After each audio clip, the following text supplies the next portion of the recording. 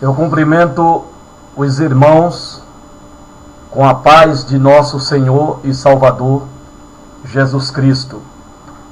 Eu dou graças a Deus por mais esta oportunidade que Ele me concede de nesta noite poder estar aqui, poder posicionar-me à frente deste instrumento para trazer-vos mais um vídeo mensagem.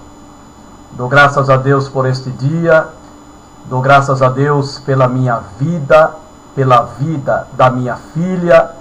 Louvo a Deus por tudo quanto Ele é, por tudo quanto Ele tem sido na nossa vida, no nosso lar, na nossa casa, nos nossos negócios, no cuidado para comigo, para com a minha filha. Eu louvo a Deus, eu exalto e o engrandeço na beleza da sua santidade. A Ele seja a honra, a glória e o louvor para todos sempre.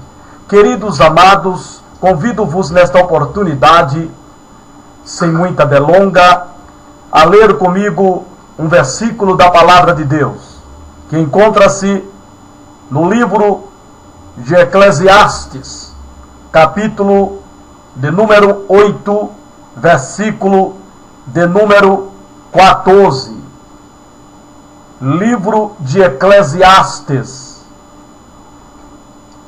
capítulo de número 8, versículo de número 14, que diz-nos assim a palavra de Deus: ainda há outra vaidade que se faz sobre a terra. Há justos a quem sucede segundo as obras dos ímpios, e há ímpios a quem sucede segundo as obras do justo. Digo também, isto é vaidade. Vou repetir: ainda há outra vaidade que se faz sobre a terra. Há justos a quem sucede segundo as obras dos ímpios, e há ímpios a quem sucede segundo as obras dos justos. Digo que também isto é vaidade. Livro do profeta Malaquias. Livro do profeta Malaquias, capítulo de número 3. Livro do profeta Malaquias, capítulo de número 3, versículo de número 18, que diz-nos assim: então vereis outra vez a diferença entre o justo e o ímpio, entre o que serve a Deus e o que o não serve. Repetindo, então vereis outra vez a diferença entre o justo e o ímpio, entre o que serve a Deus e o que o não serve. Amém. Glória a Deus. Glória a Deus. Aleluia. Queridos amados irmãos, diletos amigos ouvintes da palavra de Deus, é com muita alegria, é com muito prazer na alma, é com muita satisfação que mais uma vez ponho-me a esvaziar-me daquilo de Deus que verdadeiramente o meu coração está cheio. Glória a Deus. Queridos, antes de entrarmos na mensagem, eu gostaria de fazer um comentário a respeito do culto de domingo, festividade com os obreiros, conjuntos de obreiros. Glória a Deus.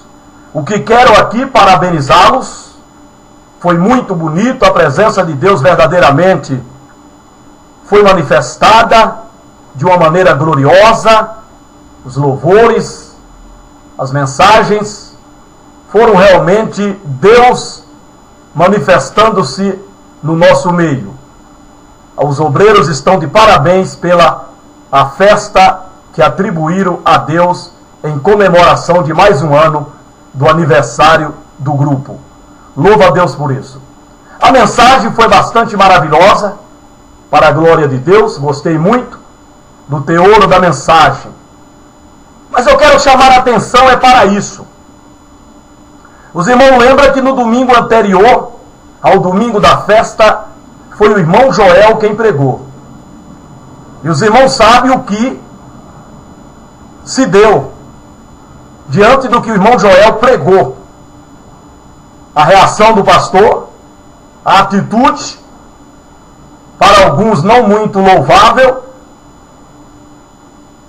para alguns faltou um pouco de ética, pois deu-se a entender que o irmão Joel falou coisas, ou pregou coisas, que no entender de alguns pastores, só é permitido em culto de doutrina, no dia específico ao culto de doutrina, no nosso caso aí, no dia de terça-feira, ou então no dia de escola dominical, alegando o pastor que por estar pessoas que não é crente, não se deve doutrinar a igreja, o que eu nunca concordei, não vou concordar, porque a Bíblia não respalda essa ideia, não respalda esse dizer,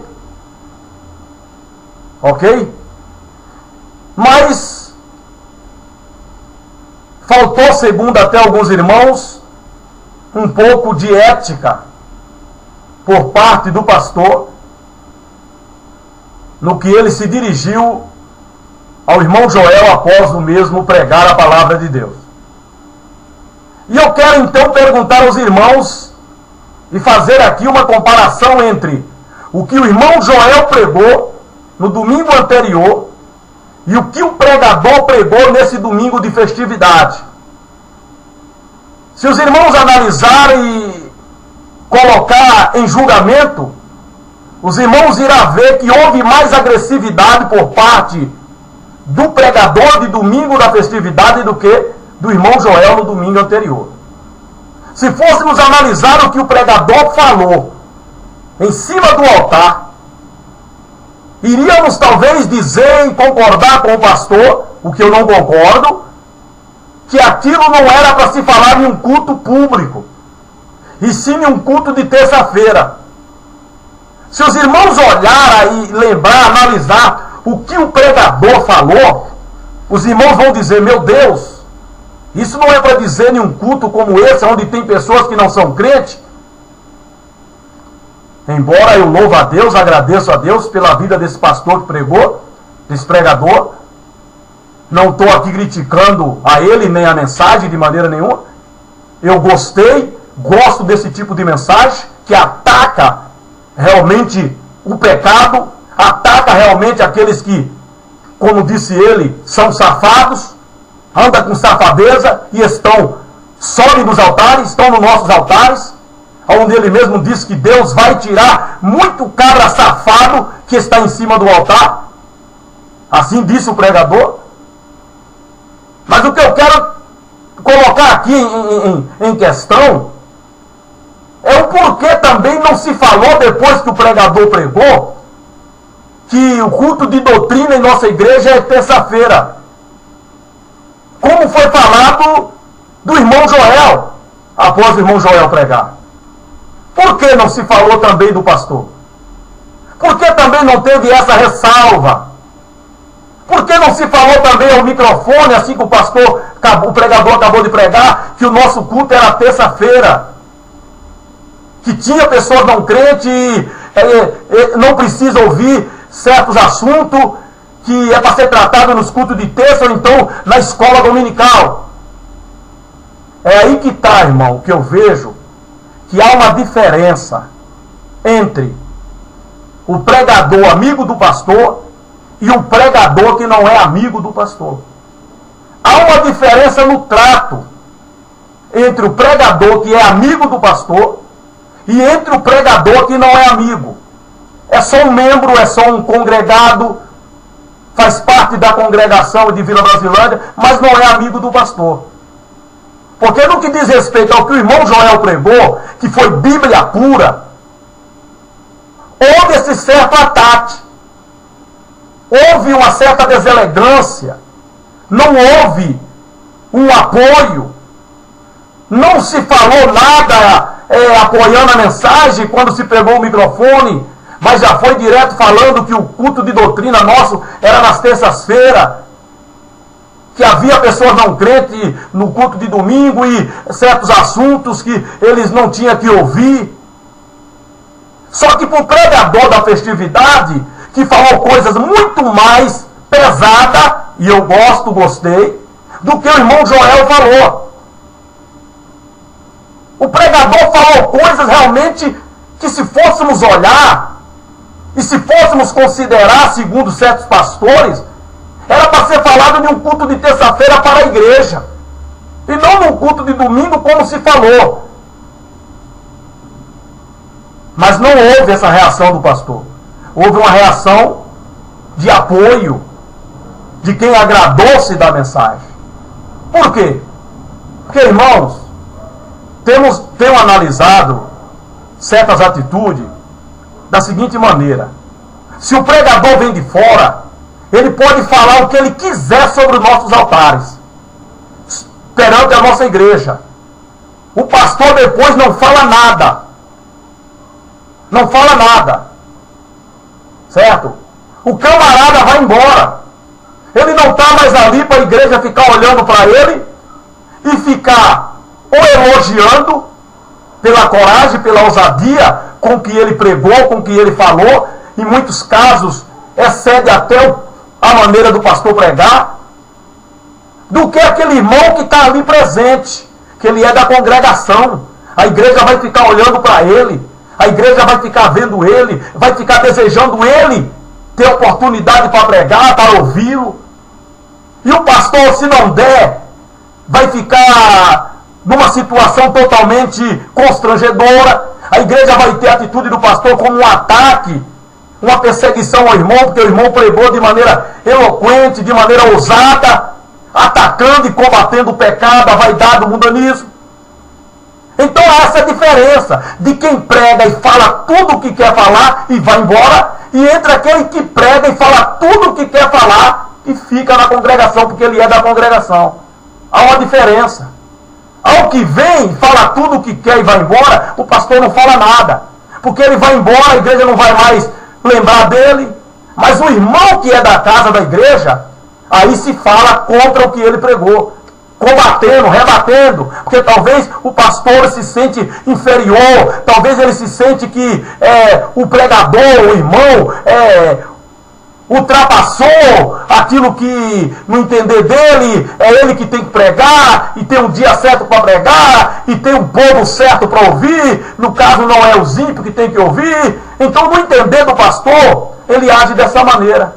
E foi o que eu percebi, foi o que alguns irmãos já perceberam realmente também isso, que houve essa diferença entre o irmão Joel pregar domingo retrasado e entre o pregador que pregou domingo agora na festividade.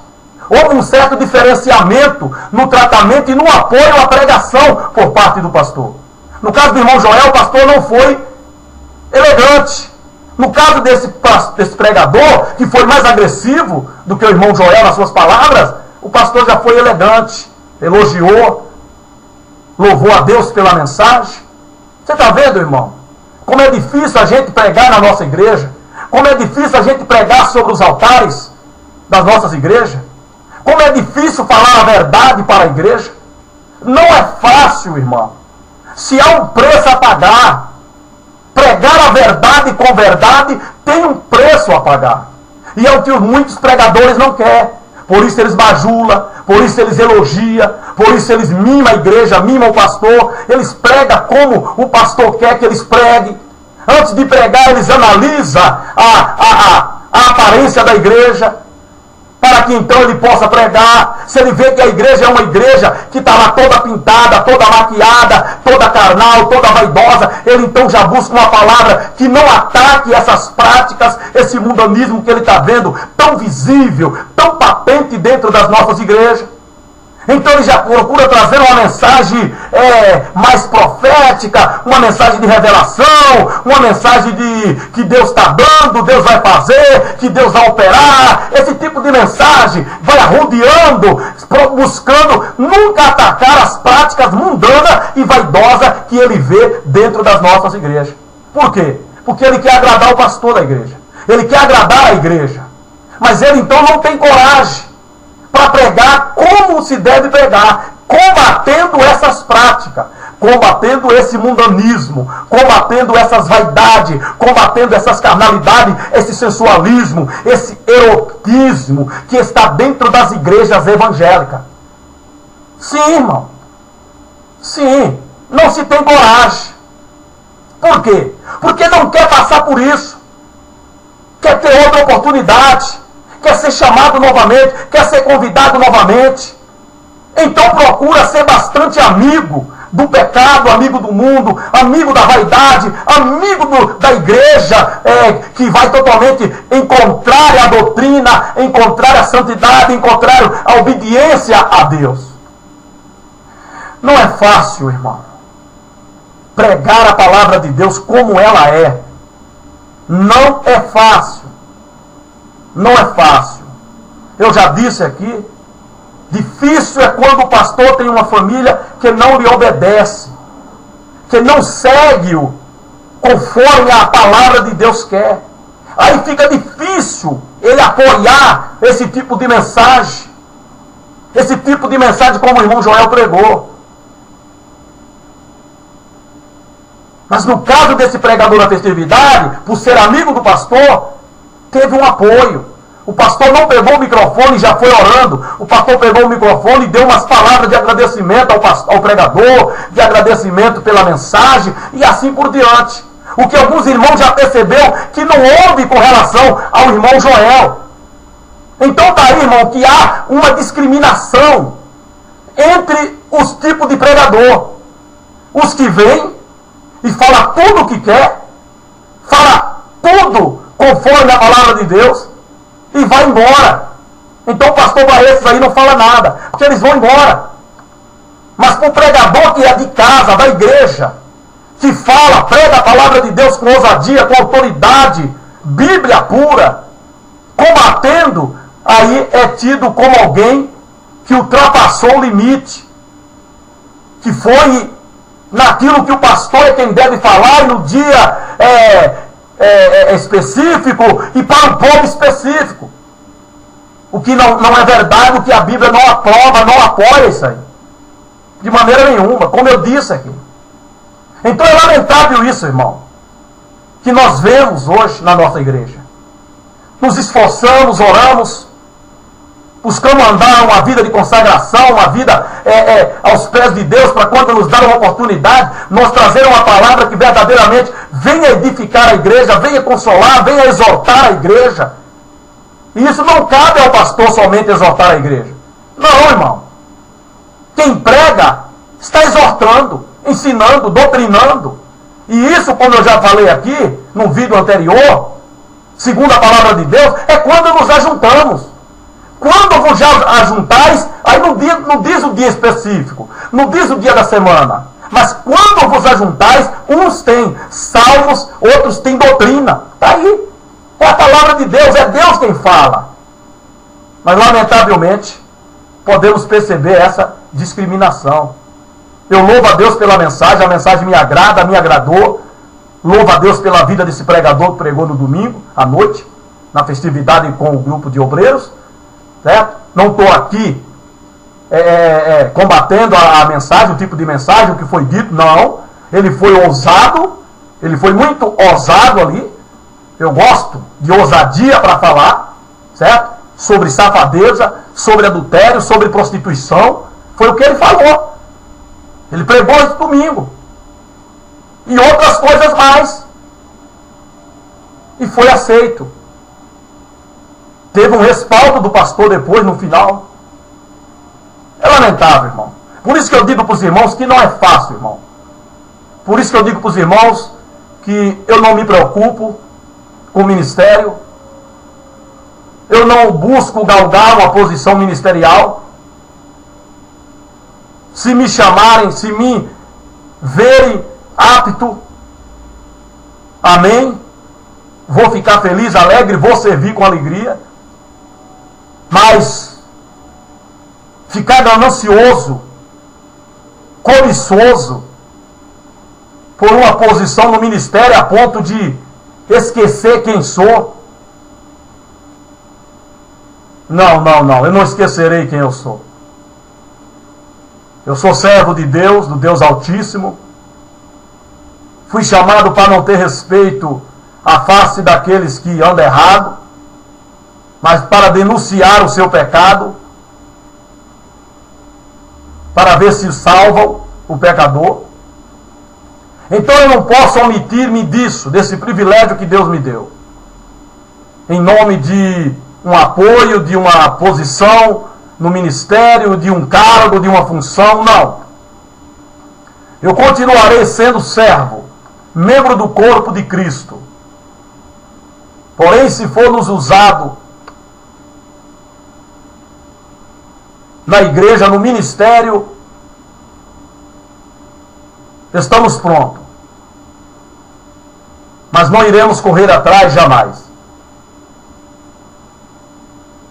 Porque parece que hoje é uma forma de manipular. Parece que é uma forma de calar a boca da pessoa. Porque parece que quando a pessoa é um membro comum, ele é uma coisa. Parece que quando ele passa a ser um membro obreiro, um membro no ministério, parece que ele muda, ele é outro. Aquilo que ele defendia quando ele era membro comum, quando ele passa a um membro obreiro, a um membro do ministério, ele já não defende mais, ele é omisso. Ele já não comenta mais, ele já não critica mais o pecado, ele já não se opõe mais, ele faz vista grossa, ele vai fingindo que tudo está indo bem, ele não tem coragem para falar aquilo que ele falava quando ele era um membro comum. Parece que levar alguém ao ministério parece que é mais um tapa-boca, um cala-boca, um silenciar a pessoa. E ministério não é isso, irmão. Ministério não é para você, ao ser separado, perder aquela ousadia que você tinha antes de ser obreiro. Não. De maneira nenhuma. Mas lamentavelmente é assim que funciona, é assim que está a nossa igreja hoje, é assim que vai as igrejas de hoje, nesse pensamento, nessa ideologia. E nisso muitos que antes eram ousados e condenavam o pecado, hoje o absorvem. Hoje apoia, aprova, não tem coragem, são omissos, lamentavelmente. E é nesse descarrilhar, nesse andar, correr desenfreado, que a igreja vai de mal a pior. E nós lemos um versículo aqui, irmão, onde fala de ímpio com obra de justo, e justos com obra de ímpio. Veja que coisa. Crentes com obra de não crente e não crente com obras de crente. Deu para entender aí, não? Pessoas que não são crentes, que andam, que praticam, que vivem obras, modo de vida de quem é crente. E pessoas que são crentes, que estão dentro da igreja, que vivem e praticam obras de pessoas não crentes. Olha que coisa. Salomão viu isso. Salomão, ele viu isso. Ele viu que há justos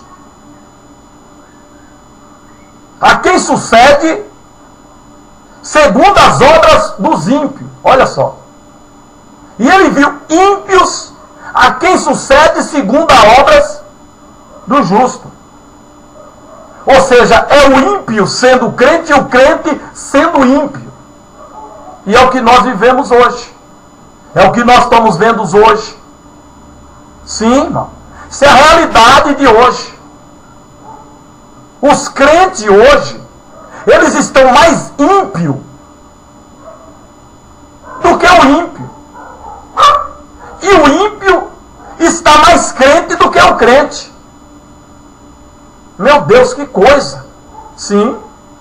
Se nós formos ver hoje, analisarmos hoje, à luz da Bíblia, à luz da palavra de Deus, à luz da santidade, à luz da doutrina, nós vamos ver, irmão.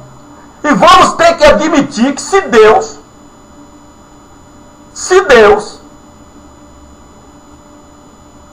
salvar esses crentes com obra de ímpio, conhecendo a verdade, conhecendo a palavra de Deus, conhecendo o que é ser crente, conhecendo como tem que ser crente, conhecendo o porquê que ele tem que ser crente, conhecendo o que fazer como crente,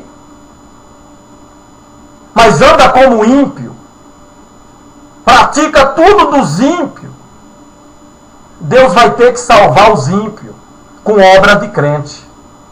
Senão ele será injusto em salvar os crentes que está dentro de uma igreja, que vai ao culto, dizima, oferta, são chamados pau para toda obra na igreja, está sempre presente na convocação do pastor, mas vive como ímpios. Não tem características de crente, de povo de Deus, de pessoa santa. Não mostra para o mundo isso no seu corpo, no seu exterior. Se Deus salvar esse tipo de crente com obra de ímpio, Deus vai ter que salvar os ímpios com obra de crente. Porque tem muitas pessoas que não são crentes e fazem coisas que os crentes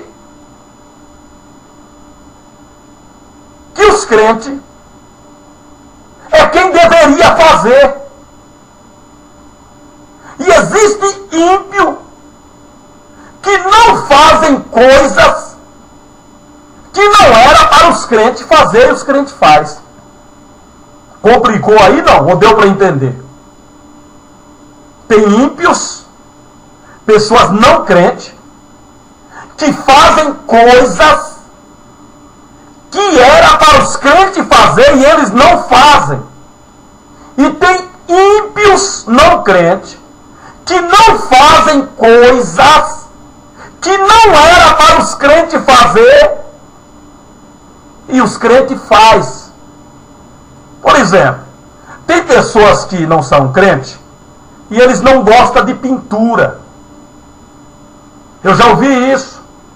Eles gostam da vida natural, do corpo natural, da aparência natural. Eu já ouvi pessoa dizer que elas preferem ser ela mesma, que ela não prefere esconder quem ela é através da maquiagem, através da pintura dos cabelos, através da pintura da sobrancelha, através da pintura dos cílios, através da pintura do rosto, através da pintura da boca, através da pintura das unhas. Eu já ouvi pessoas dizer que ela prefere ser ela, que ela se agrada da naturalidade do seu corpo, do seu ser. Veja só, pessoas que não são crentes, pessoas que não são crentes, que não vão em praia, porque ela sente-se envergonhada de ficar lá de calcinha e de sutiã. Pessoas que não é crente, que não usa calça, porque ela entende que calça não foi feita para a mulher e sim para o homem. O que eles fizeram foi simplesmente virar o zíper ao contrário, fazer um modelo diferente, mas a calça, ela foi feita como um uso exclusivo para homem.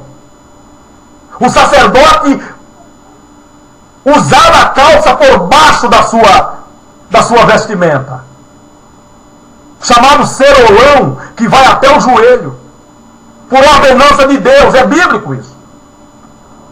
Então é a calça em atividade já ali, que era para homem.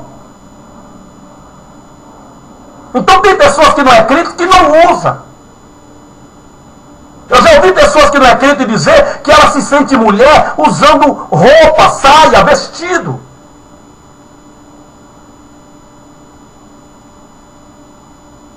Mas e os nossos crentes? E os nossos crentes que não deveriam fazer isso e fazem? Isso que é de ímpio e os crentes fazem. Os crentes praticam tudo isso. São ímpios com obra de justo. São justos com obras de ímpio. A quem Deus vai salvar? Quem será salvo então aí?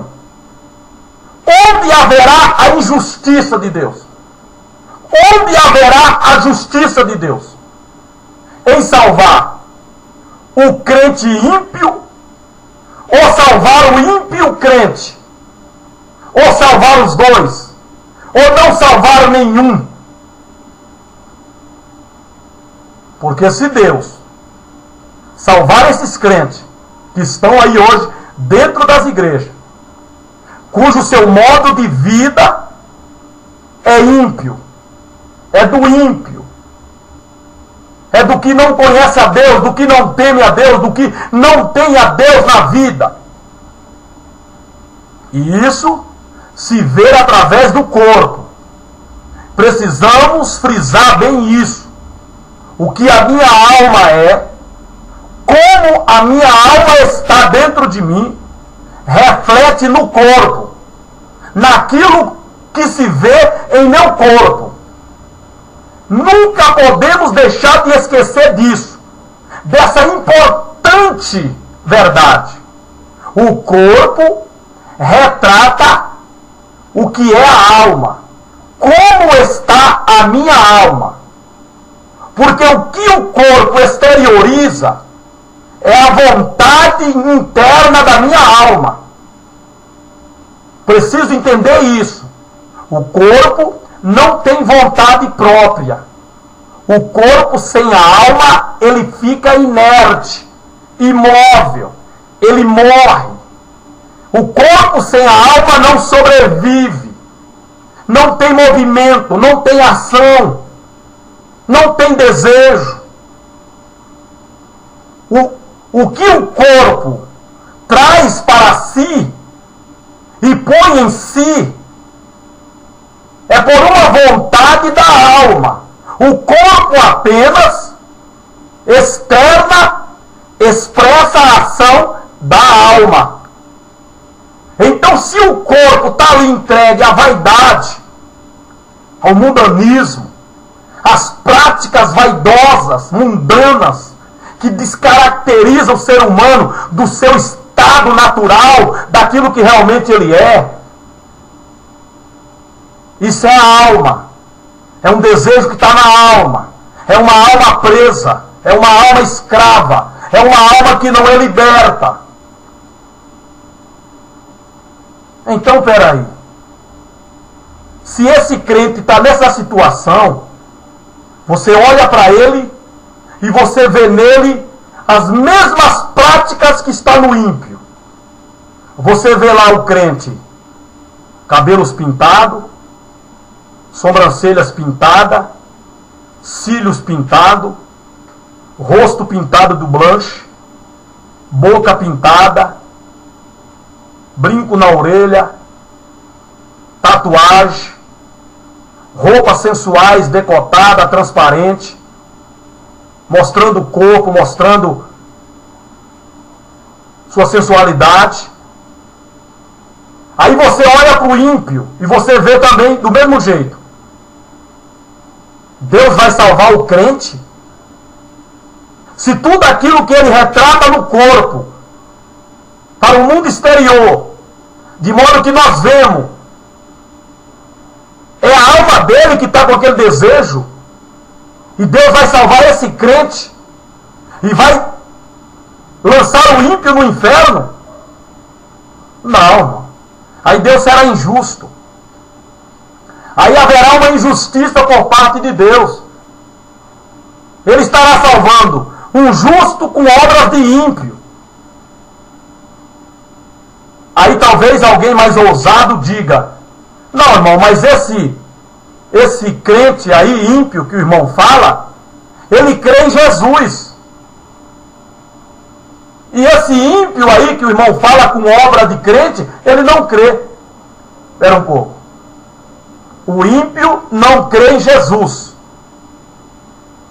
mas vive como crente, pratica obras de crente, pratica práticas que era para crente praticar com temor a Deus, em temor a Deus.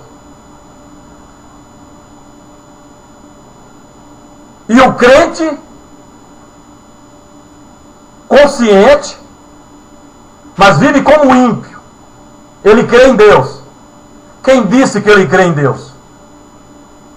Se a prova que eu creio em Deus, o que me caracteriza para o mundo exterior, para o mundo físico, que eu creio em Deus, é obedecer a Ele, a vontade dEle.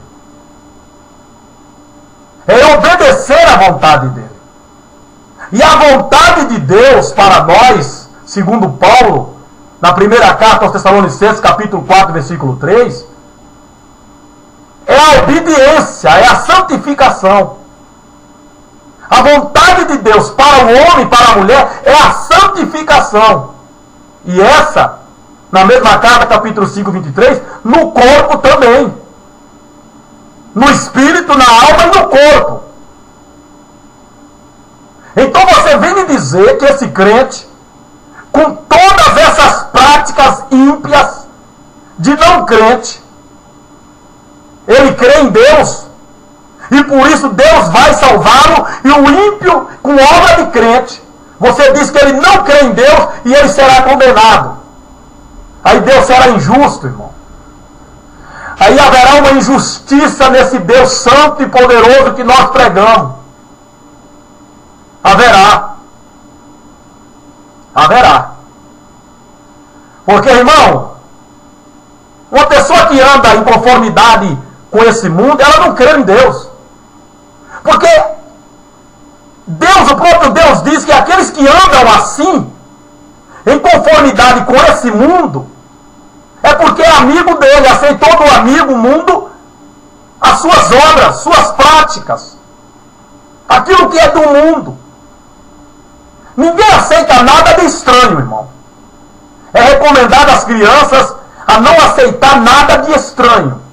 E nem nós adultos aceitamos coisa de estranho, de pessoas que nós não conhecemos. Mas se for um amigo, nós aceitamos, porque nós conhecemos o amigo. Sabemos que ele é nosso amigo. Ainda que o que ele nos der é algo que vai nos fazer mal, mas nós aceitamos porque confiávamos que ele era nosso amigo.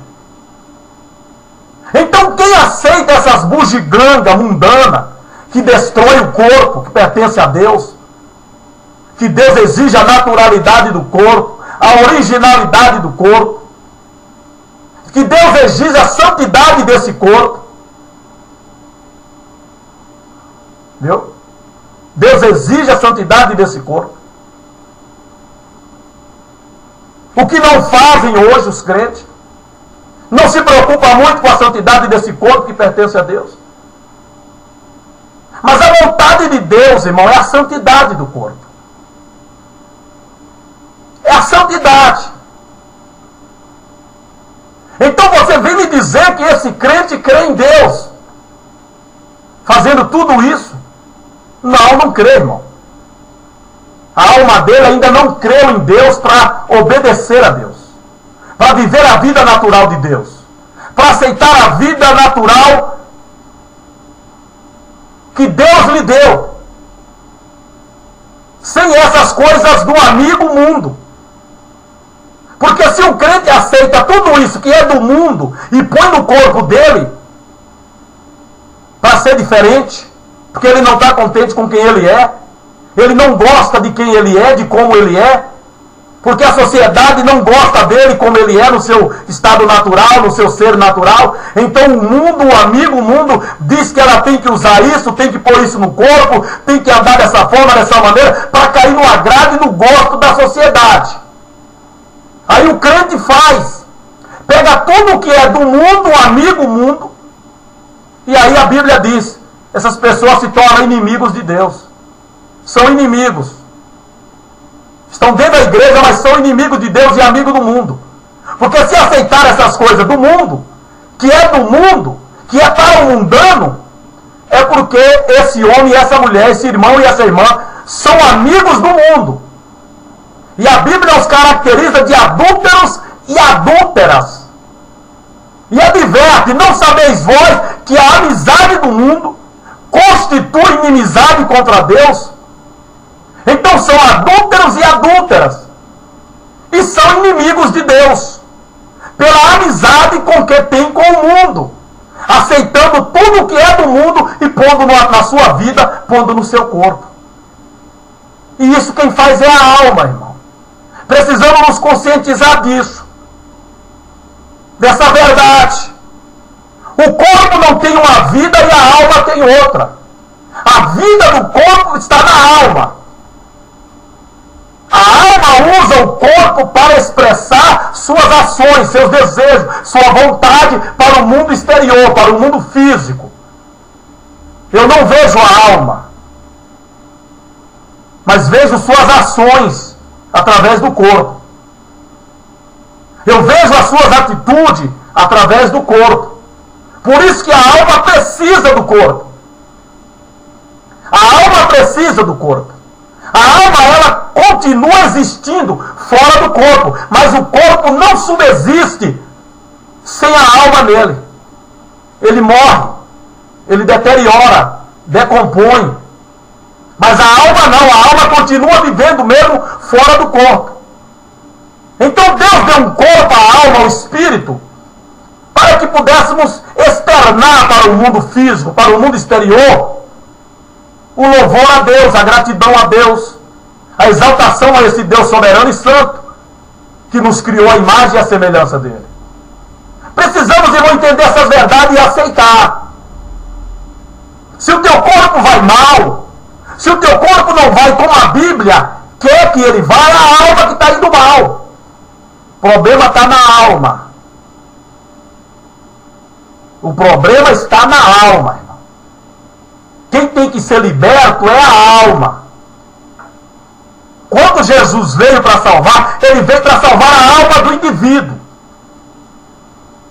Salvando a alma, ela irá retratar essa salvação no corpo exterior. Ora, irmão, pessoas que, não hoje, mas antigamente, quando os crentes eram crentes, porque hoje os crentes são dissimulados. São dissimulados, hipócritas, fingem uma aparência no templo, que na realidade fora dele eles não são. Mas quando os crentes eram crentes, como Jesus disse para Tomé, Tomé, seja crente, porque Tomé não era. Estava com Jesus, andou com Jesus 3 anos e meio, mas Tomé não era crente, era um dissimulado. A ponto de Jesus chegar e falar, Tomé, seja crente, porque você só creu porque você colocou o dedo no meu buraco da mão e no buraco do meu lado. Senão você não ia crer. Então tem pessoas, irmão, que eles não são crentes. Estão na igreja, mas não são crentes. Mas quando os crentes eram crentes, quando as pessoas que criam se convertiam de fato a Jesus, e ele era conhecido na vila, no trabalho, na escola, na rua, as pessoas logo notavam e falavam assim, nossa, você está diferente. Nossa, você não usa mais calça, você não usa mais pintura, no caso da mulher, no caso dos homens, você não usa mais bermuda, você não joga mais. Você não bebe, você não fuma mais. As pessoas notaram essa diferença no crente, que antes não era crente. As pessoas ficavam admiradas. Eu já ouvi muito, irmão. Eu já ouvi muito disso. Eu já ouvi as pessoas admirar, falar, nossa, fulana não é mais assim. Nossa, fulana virou crente. Não, agora ela não usa mais calça, agora ela não usa mais short, ela agora não corta mais o cabelo, ela agora não se pinta mais. E aí era criticado pelo mundo. Sim, porque cortou a relação com o mundo, cortou a amizade com o mundo. Não aceita mais aquilo que é do mundo. Isso quer dizer então que cortou a amizade. Aí começa a ser criticada. A ser criticado. Nossa, você não usa bermuda? Com essas pernas aí você podia estar excitando as mulheres, provocando as mulheres, com essas pernas bonitas que você tem, essas pernas peludas. Nossa, você poderia estar andando aí de bermuda, de camisa regata, provocando as mulheres. Você vai ficar agora escondendo essas pernas atrás dessa calça. Era isso, irmão, que se falava de quem se convertia a Jesus e virava de fato crente. Porque o mundo sabe que essas práticas não é de quem é crente. O mundo sabe, irmão, os que não são crentes sabem que essas práticas é deles, é eles que praticam e não crente. Quem não já ouviu dizer em rodinhas de amigo, fulano é crente? Não, ele não é crente. Ele joga com a gente, ele bebe, ele anda de bermuda, ele anda sem camisa, e que eu saiba, crente não anda dessa maneira. Olha aí. Porque o mundo sabe que essas práticas são dele. Então o crente, quando ele se converte a crente mesmo, a Jesus, porque você tem que ser crente, você tem que crer, aí você vira crente, fica crente em Jesus, você muda. Aquelas práticas mundanas, inerentes de quem é ímpio, você já não pratica mais, que você acaba despertando nas pessoas que te conheciam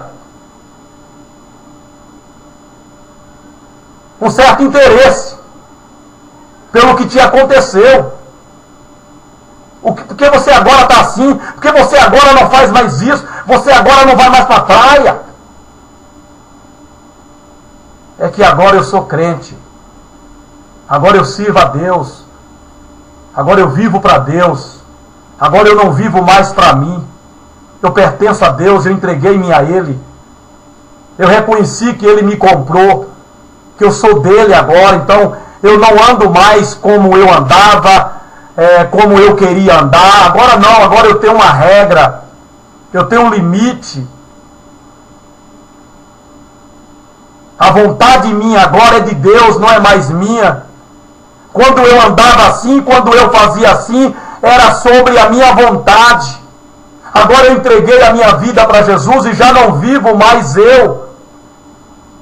Eu deixei de viver quando entreguei a minha vida para Jesus. E agora eu vivo para Jesus. Jesus agora vive em mim. Aí já não vive mais como vivia. Aí começa a fazer a diferença. Irmãos, qual era a primeira coisa que uma mulher crente fazia quando ela se convertia? Todo mundo que é crente sabe. A primeira atitude de uma mulher quando ela se convertia era tirar a calça. Era, irmão. O Espírito Santo tocava naquela pessoa de uma tal forma que ela sentia que calça não era para ela. Hoje não. As crentes estão tudo de calça e leg. Mostrando a genitália, mostrando as curvaturas do corpo, mostrando aquilo que era íntimo, que hoje não é mais, a calcinha, para provocar.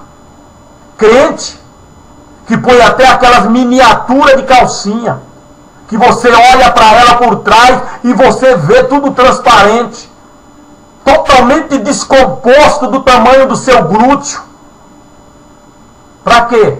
Para provocar, irmão. Isso não é coisa inocente não, irmão. Não fique você pensando que Deus não conhece esse pensamento maligno teu. Não fique você pensando que Deus não está vendo esse coração maligno, diabólico, demoníaco seu, nessa atitude. Irmãos, para analisar. Para que uma mulher crente, estou falando de crente com obra de ímpio, para que uma mulher crente vai colocar uma calcinha pequenininha, que não comporta as suas nádegas, que para isso é que é a calcinha, não comporta, e além do mais, transparente. Você acha que isso aí é inocente? Não é não, irmão. É porque ela sabe que isso provoca os homens. Isso mexe com a libido masculina e agora até com a libido feminina.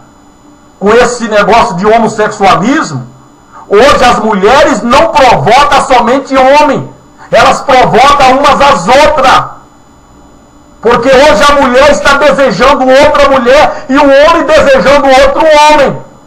Então aquilo que as mulheres faziam para provocar a libido masculina, com esse homossexualismo que nós estamos vivendo hoje, aberto, as mulheres correm também o risco de provocar a libido de outra mulher por ela. Então, para que a crente vai se vestir descomposta dessa forma? Conhecendo ela a verdade, como Deus quer ela, o que ela tem que fazer para ser santa. Isso é maligno, irmão. Isso é diabólico. Isso não é inocente. Então, nós estamos vendo as crentes hoje de calça e leg, provocando, fazendo os homens pecar, fazendo as mulheres pecar desejando ela. E os homens também. Os crentes de bermuda, sem camisa, mostrando o corpo. Porque, irmão, isso também provoca as mulheres. E provoca também outros homens, que podem desejar o irmão. Hoje está demoníaca o negócio. Mas a mulher, o primeiro desejo dela, irmão, quando ela se convertia, eu já ouvi, eu já vi, viu? Pessoas, mulheres crentes, onde congreguei dizer que estava esforçando a Deus para poder ela comprar um vestido, uma saia para usar, para ela tirar a calça, que ela não estava sentindo mais contente em estar vindo para a igreja de calça. Aí as irmãs iam lá e prepararam aquele monte de roupa e dava. Havia um incentivo da igreja para a nova convertida tirar a calça. Hoje há um incentivo para continuar com a calça, para pôr a calça. Porque a igreja, os teólogos deduziram, os sábios, que calça pode ser para a mulher também, a crente. E outra, não é calça folgada não. Ninguém usa calça folgada. Viu? É colando. A mulher não quer usar calça folgada como o homem não. E tem homem que não está nem usando mais calça folgada. Tem homem que já está usando calça apertadinha. Ele quer ficar apertadinho. Crente. Estou falando de crente, irmão. Eu não estou me referindo ao não crente. Estou falando da nossa igreja, dos nossos crentes. Viu? E quando digo nossa igreja, não estou me restringindo apenas aonde congrego. Estou falando a nossa igreja de um modo universal. Crente, que já estão optando pela calça apertadinha, blusa, camisa apertadinha. Porque ele quer ficar sensual, ele quer ficar provocante, ele quer mostrar os músculos, ele quer mostrar sua genitália. É o que estamos vivendo hoje, irmão. Não vamos fugir dessas verdades, porque o fato de você fugir, ela vai continuar ali, ela vai continuar lá.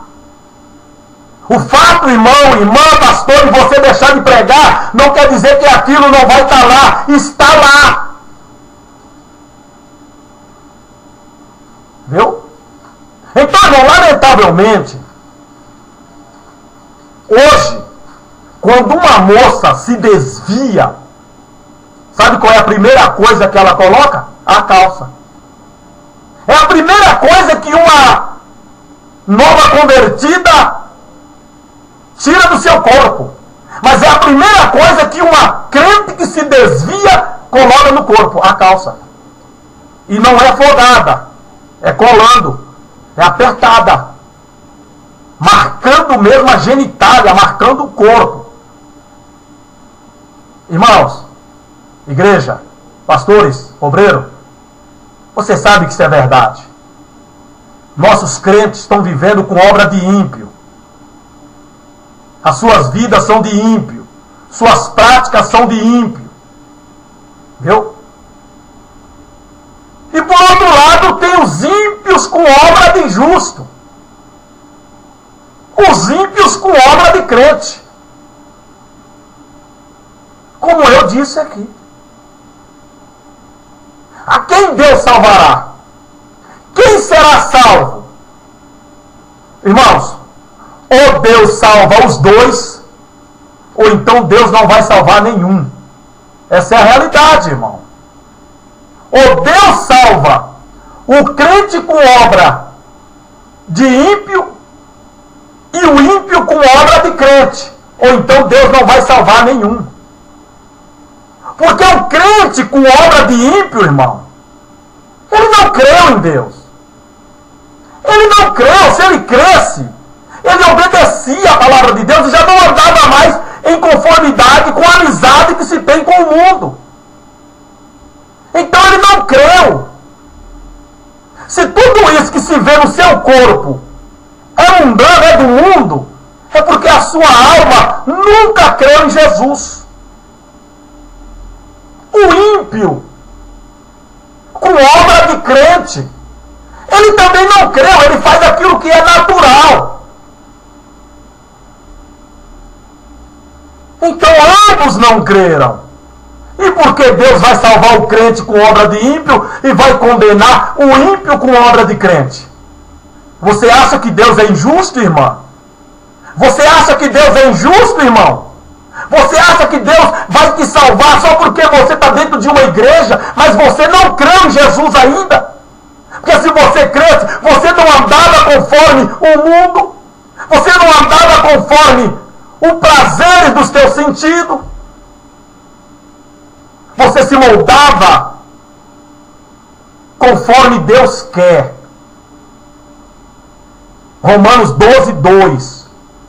Não vos conformeis com este mundo, não tomar forma desse mundo, antes renovai-vos. Olha aí, seja uma pessoa nova, ou seja, volta ao seu estado natural, original, pela transformação do vosso pensamento. Só muda de vida, só volta ao estado natural do seu ser, só se aceita, só se ama como é, só se aceita no seu estado natural, como nasceu, quem teve o seu entendimento renovado. Quem teve o entendimento renovado por Jesus é quem se transforma, é quem não se conforma, não toma forma mundana de ser, não se adequa às imposições da sociedade que dita e impõe o que a pessoa deve ser, como ela deve ser, para ser agradável ao mundo. Não. Quem teve o entendimento renovado por Jesus, pela palavra de Jesus, ele se transforma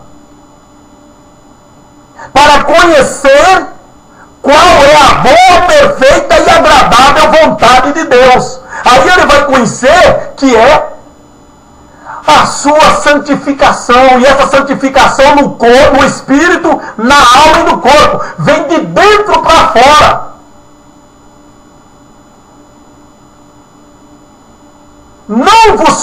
conformeis com este mundo, mas transformai-vos, tá vendo?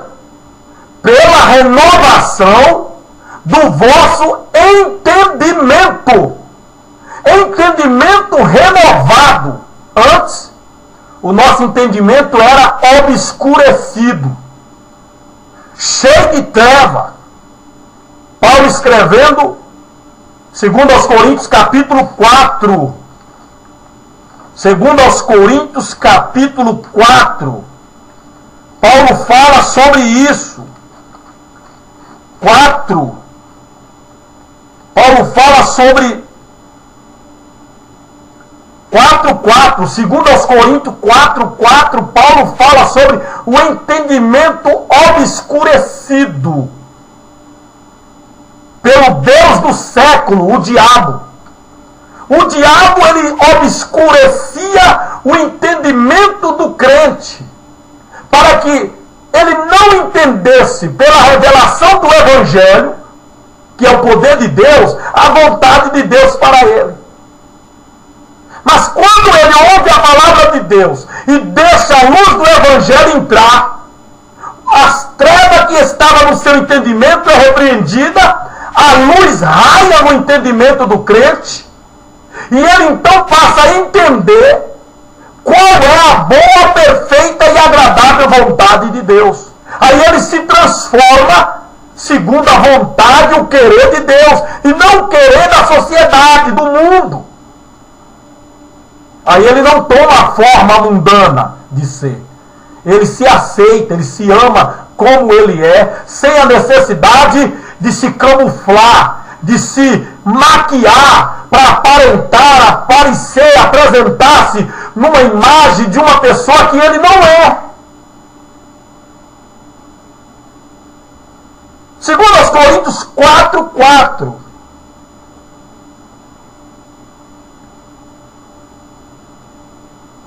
Versículo 3 e 4. Mas se ainda o nosso evangelho está encoberto, para os que se perdem, está encoberto. Olha aí. Olha aí. O evangelho só está encoberto para aqueles que se perdem. Aqueles que não serão salvos. Está dentro da igreja, fazendo tudo de crente, mas ele é ímpio. Ele é um ímpio. Mas ele faz todas as obras de crente, mas ele é ímpio. O evangelho ainda para ele está encoberto.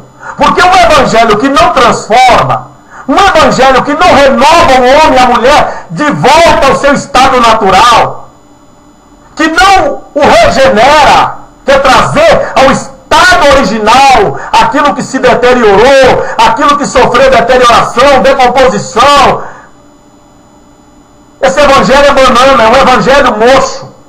É um evangelho que não é o de Jesus, porque o evangelho de Jesus, ele transforma as pessoas. Ele traz o homem e a mulher a vida natural de Deus, a vida como Deus lhe fez, como Deus lhe criou. Ele se aceita como é, ele se ama como ele é. Ele não precisa buscar aparatos, apetrechos mundanos para poder ele ser feliz, ele ser quem ele nunca vai ser.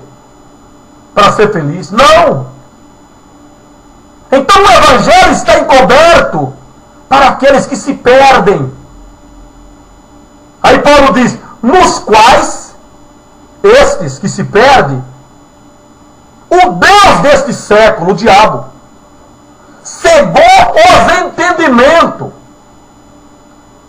dos incrédulos, olha, do ímpio, para que lhes não resplandeça a luz do evangelho da glória de Cristo, que é a imagem de Deus. Então tá aí, irmão. Esses crentes, cujo evangelho poderoso não entrou nele para transformá-los, para que eles venham a conhecer qual é a boa, perfeita e agradável vontade de Deus, é esses que estão perdidos. Eles estão na igreja, mas eles estão perdidos, eles não querem ser salvos. As suas mentes ainda estão obscurecidas pelo pelo Deus desse século. Porque o crente que ele crê em Jesus, ele não toma a forma de viver desse mundo. Ele não se forma conforme o parecer mundano. Mas ele se transforma. Porque ele teve o seu entendimento renovado. Olha o que o versículo diz. Antes, não vos conformeis com este mundo. Antes, transformai-vos. Olha aí. Transformai-vos pela renovação do vosso entendimento. Agora que o crente sabe como ele tem que ser, segundo a palavra de Deus, e a palavra de Deus condena toda essa vaidade aí, condena toda essa carnalidade, esse mundanismo, certo? A Bíblia sempre condenou e vai sempre condenar. Deus sempre apoiou os pregadores, os pastores que pregavam contra isso aí. Ok? Então o crente que passa a entender, ele então se transforma conforme não o modelo mundano de viver, mas conforme o modelo de Deus, que é numa vida natural, num corpo natural, em um ser natural. E era nisso que as pessoas admiravam aqueles que se convertiam de fato a Jesus. Via pela transformação corporal que aquela mulher não era mais a mesma, que aquele homem não era mais o mesmo. Hoje não há mais isso. A pessoa passa para crente e ela continua o mesmo. Ela continua a mesma, não há transformação. Não há o que as pessoas veem como prova de quem se converteu a Jesus. Porque ela não muda, ele não muda. Ele continua o mesmo, ela continua a mesma. Dada a vaidade, ao mundanismo, ao modelo mundano de ser. Não há mais essa transformação, não há mais essa admiração nas pessoas não crentes para com aqueles que eles conheciam, que hoje se converteram a Jesus. Porque eles continuam fazendo tudo do mesmo jeito. Eles continuam sendo tudo que eles sempre foi. Então quem os vê não lhes causa nenhuma admiração. Simplesmente fala, não, fulano agora ele está indo na igreja. Só isso. Ah, é, que bom. Mas ele continua ali jogando com eles, bebendo com eles. Vai a todo quanto é lugar com eles, faz tudo com eles. Ele só está indo à igreja. Essa é a única coisa que eles falam. Mas antigamente não. Rapaz, você viu lá, perdemos um amigo. Como assim? Oh, fulano agora é crente. Ele agora não vai mais com a gente, não sai mais, não faz mais isso, não anda mais assim. Nossa, fulano me deu todas as calças. Nossa, fulano me deu todas as bermudas. Era assim, irmão. Porque o Espírito Santo era quem convertia, era quem tocava nas pessoas. Não era o pastor não, o pastor só pregava a palavra. E o Espírito Santo convencia as pessoas para deixar esses apetrechos mundanos. Hoje não há mais isso, o Espírito Santo não convence mais nisso. A pessoa aceita Jesus, tem uma roupa para a igreja e outra para andar na rua depois da igreja. Vai a tudo quanto é lugar, faz de tudo. São crentes com obra de ímpio. E há ímpios com obra de crente. Vamos falar aqui de um homem ímpio com obra de crente. Cornélio, capítulo 10 de Atos. Cornélio era ímpio, com obra de justo. Era do justo orar 3 vezes ao dia. Era do justo dar esmola. E Cornélio via isso, ele sendo romano, ele via isso nos judeus.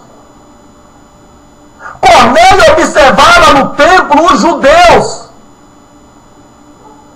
E ele passou também a fazer aquilo que era do justo. Então era o ímpio Cornélio com obra do justo.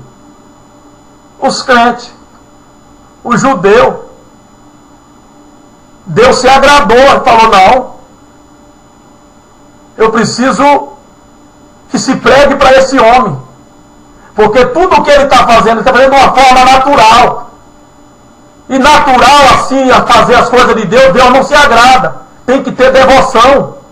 Fazer as coisas de Deus naturalmente, só por fazer, isso não agrada a Deus. Precisa ter devoção, fé. Tudo tem que ser feito por fé para Deus, senão não serve, não vale. É morto. E Cornélio estava fazendo tudo de forma naturalmente, só porque ele via. Até que precisou pregar para ele. Porque ele não seria salvo por isso. E por que os crentes vai ser? Porque esses crentes com obra de ímpio acham que vão ser salvos? Se a vida deles é em conformidade com os ímpios, com aqueles que não são crentes, eles não diferem em nada daqueles que não são crentes. O seu padrão, o seu modelo, a sua imagem, sua aparência, nada difere daqueles que não são crentes. Porque eles serão salvos. Porque eles acham que vão ser salvos. Se eles não creram em Jesus. Eles estão dentro da igreja, mas eles não creem em Jesus. Por isso que nunca foram transformados, porque o seu entendimento nunca foi renovado pelo Evangelho, porque o Evangelho pregado para eles não é o Evangelho de poder de Jesus, que transforma o ímpio no justo, e faz do justo mais justo ainda, em nome de Jesus. Por quê? Se Cornélio, fazendo aquilo, a obra de justo, já estivesse garantida a salvação, não precisaria pregar para ele crer. Mas houve a necessidade. Pedro pregou para ele, explicou, ele creu e aceitou a Jesus Cristo. Aí sim, tudo que ele fazia agora com devoção. Ele fazia porque ele cria. E por que esses crentes de hoje acham, esses modernistas, esses crentes da moda, crentes modernos, cujo modo de vida foge totalmente do padrão da palavra de Deus, acha que vai ser salvo? Por que esses crentes com obra de ímpio acham que vai ser salvo? E acha que o ímpio com obra de crente não vai ser salvo? Meu irmão, minha irmã, ou Deus vai salvar o crente com obra de ímpio e o ímpio com obra de crente, ou Deus não vai salvar nenhum e nem outro, senão ele será injusto. E Deus não é injusto, não há injustiça no nosso Deus. Mateus 7, 21. Nem todos o que me diz Senhor, Senhor, entrará no reino do céu, mas somente aquele que faz a vontade do meu Pai que está no céu. E qual é a vontade máter de Deus? Qual é a vontade suprema de Deus para nós, os crentes, os que creem em Jesus, os que vêm a Jesus pela fé? A santificação. 1 Tessalonicenses 4, 3. Porque esta é a vontade de Deus, a vossa santificação. 1 Tessalonicenses capítulo 5, 23. E o mesmo Deus de paz vos santifique em tudo, e todo o vosso espírito e alma e corpo seja plenamente conservados, irrepreensíveis para o dia da vinda do Senhor. Por que Hebreus 14? Hebreus 12, 14. Porque sem santificação ninguém verá o Senhor. Ninguém verá o Senhor. Então por que esses crentes que não gostam de santificação do corpo? Porque também a alma não gosta de santificação? Porque se a alma é santa, logo o corpo é. Viu? Logo o corpo é. Porque se o interior é limpo, logo o exterior fica limpo. Viu? Não é limpar o exterior achando que o interior fica limpo, que não. Tem que limpar o interior, a alma. Aí o exterior, o corpo, fica limpo e testifica para todo mundo que está limpo, que está salvo, que está renovado, que é uma pessoa regenerada, que é uma pessoa que agora vive em Jesus para Jesus. Mas os crentes não querem viver assim. Não, eles querem ser crentes com obra de ímpio. Mas Mateus 7,21 diz isso. Nem todo que me diz Senhor, Senhor entrará no reino do céu. Mas todo aquele que faz a vontade do meu Pai que está no céu. E essa é a vontade de Deus que eu vos falei. Aí naquele dia muitos me dirão, diz Jesus, Senhor, olha só, olha aí o ímpio, o crente ímpio. Veja bem, o crente ímpio dentro da igreja, com obra de justo. Tem o ímpio com obra de crente. E tem o crente ímpio com obra de ímpio. É brincadeira isso? Senhor, mas eu não fiz isso. Eu não fiz aquilo, eu não expulsei demônio, eu falei em língua. Olha aí. Olha o crente ímpio com obra do justo. Veja bem, crente ímpio com obra de justo. Ele era crente, mas era ímpio. Mas aí ele tinha obra de justo. E qual era a obra do justo que esses crentes ímpios, que estão dentro da igreja, vai ouvir de Jesus e vai alegar para Jesus que eles faziam dentro da igreja? O que era? Vamos ver? Mateus 7,21. Olha o que esses crentes ímpios, com obra de justo, vai dizer para Jesus quando eles não forem arrebatados. Olha só. Eles vão dizer, Senhor, não profetizamos, isso é obra de justo no crente ímpio. Ele era crente, mas ele era ímpio. Mas ele tinha obra de justo. Não profetizamos em teu nome? Não expulsamos demônios? Outra obra de justo no crente ímpio. Não fizemos muitas maravilhas? Outra obra de justo no ímpio crente. Está vendo? Olha que coisa. E não é isso que os crentes ímpios estão fazendo hoje nas igrejas? Crente ímpio com obra de justo. Crente com obra de ímpio. E o ímpio com obra de justo. É o que estamos vendo hoje na igreja. Crentes que são ímpios. Eles andam como ímpios. Mas ele tem obra de justo. Mas isso não salvará. Não serão salvos. Então não te engane, irmão, irmã. Pastor, não engane a igreja. Não deixe andar pensando assim. Porque se assim for, Deus vai ter que salvar o ímpio com obra de justo. Mas Deus sempre fez a diferença e sempre vai fazer. Malaquias 3,18, onde lemos. E outra vez. Se há uma outra vez, porque houve uma primeira vez. E outra vez, verei. Viram uma primeira vez. Que Deus faz diferença entre o justo e o ímpio. O que serve a Deus e o que o não serve. Deus sempre fez essa diferença. Deus nunca tomou o ímpio como justo. E nunca tomou o justo como ímpio. Não. Deus sempre fez a diferença entre justo e ímpio. Ímpio e justo. Deus não será injusto para salvar o crente com obra de ímpio, que vive como ímpio, que nada difere dele do ímpio, e vai condenar o ímpio com obra de justo, que faz tudo que o justo crente faz. Ou Deus salva os dois, ou Deus não salva nenhum, senão ele será injusto. e outra vez verei a diferença entre o justo e o ímpio, o que serve a Deus e o que não o serve.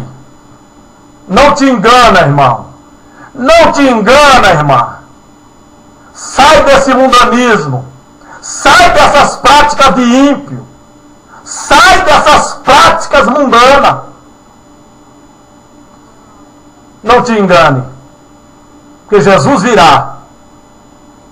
E ele fará a diferença.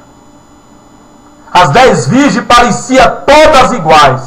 Ali também está um outro quadro de ímpias. Graças a Deus que ali só tinha ímpias, crente com obra de justo. Graças a Deus. As 5 loucas eram crentes e ímpias. Elas aparentavam crente, mas na verdade elas eram ímpias. Elas tinham obra que parecia de justo, mas na verdade elas eram ímpias. Mas andavam em comum acordo com as outras 5 prudentes, formando assim as 10 virgens.